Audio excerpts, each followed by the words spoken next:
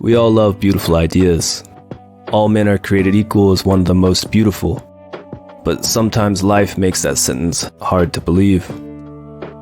Somewhere in the mountains there is a school, and the senior class has 180 kids. One of these kids is an athlete named John, and another is a disabled girl named Debbie. In the school's front hall there's a poster that says all men are created equal, with an image of a man standing upright with his hand tucked into his coat pocket. The kids pass it every day as they walk into the school's front hall. Most don't notice it.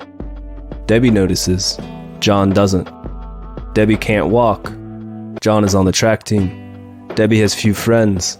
John is quite popular. 2 weeks after winter break, on a cold January day, Debbie is dropped off in front of the school. Her mom quickly says, "Love you," while still on the phone, and helping Debbie into her wheelchair. Debbie says bye to her mom and starts to wheel towards the school. On the right of the entrance is an accessibility ramp, and she starts up it. But there's some frost on the ramp, and Debbie loses traction and starts to slip back down. She just slips a little bit, and then she starts to wheel herself up once more, but again loses traction. This time someone catches her.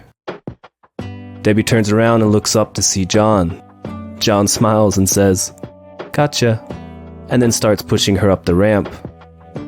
Debbie feels self-conscious and a bit stiff, and in a blink they're inside the school doors. John says, "Here you go, I gotta go to class," and Debbie remains silent as John walks away. That night, Debbie can barely focus on her homework. She thinks of John and his smile and how nice he is and how cute he is. The next day she tries to pass him in the lunchroom. He's smiling and laughing with his friends at their table, and she smiles and looks at him while wheeling past, but he doesn't seem to notice. She tries again the following day, but again John fails to see her. She then decides to write a note about how she feels and drops it into his locker that Friday afternoon, with her number written next to her name with a little heart. She anxiously waits through the weekend, but no message or call comes. And on Monday, she passes John in the hallway. This time, John notices her wheeling by, and his eyes linger, and he faintly smiles as if to acknowledge her. John keeps walking, and Debbie keeps wheeling herself to her next class as she tries to hold back tears. That night, Debbie feels angry, and then sad, and then angry again. She is angry at John for rejecting her. She's angry at herself for being in a wheelchair. She thinks about the poster in the school's front hall that says all men are equal. She feels even worse and even more angry at John for being so oblivious and so lucky. One night after dinner, Debbie's mom teases her about how smart she is for acing her exam. Debbie looks coldly down at her food and says, "Yeah, but I'll never walk." Her mom frowns and walks around the table to hug her. She says, "You don't need to walk." Debbie's eyes begin to swell with tears, and she says, "Why can't I be like everyone else?"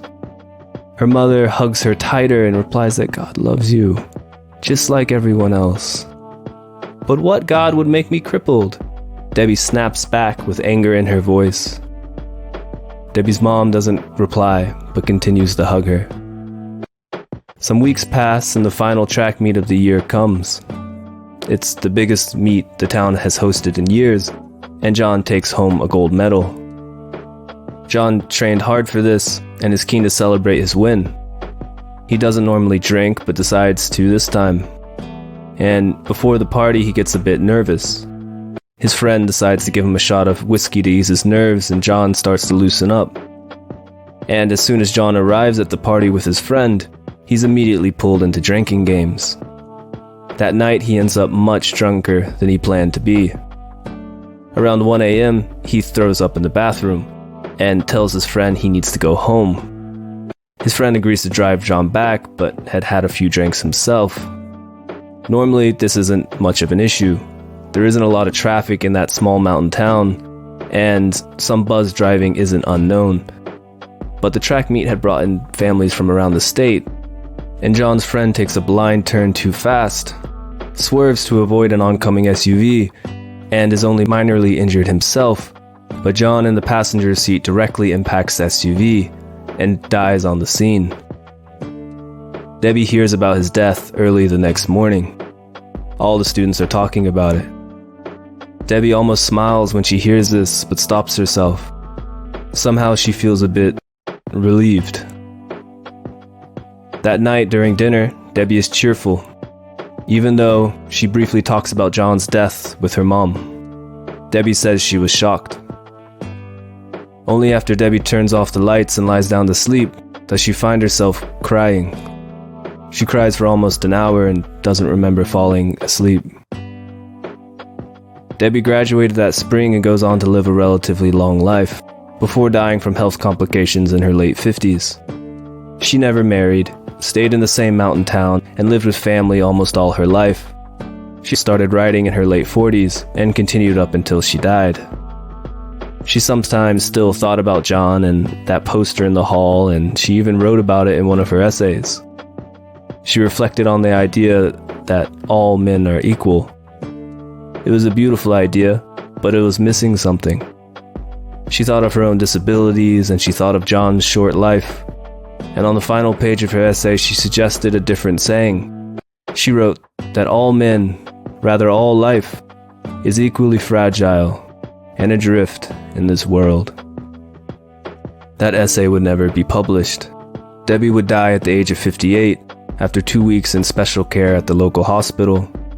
She would be buried in the same cemetery in that same mountain town with John, just some 40 years later. That cemetery is 3 blocks down from the school where Debbie would pass John and his friends in the cafeteria. And a new August brings a new senior class, full of bright students who will walk past the poster in the school's front hall, each morning on their way to class.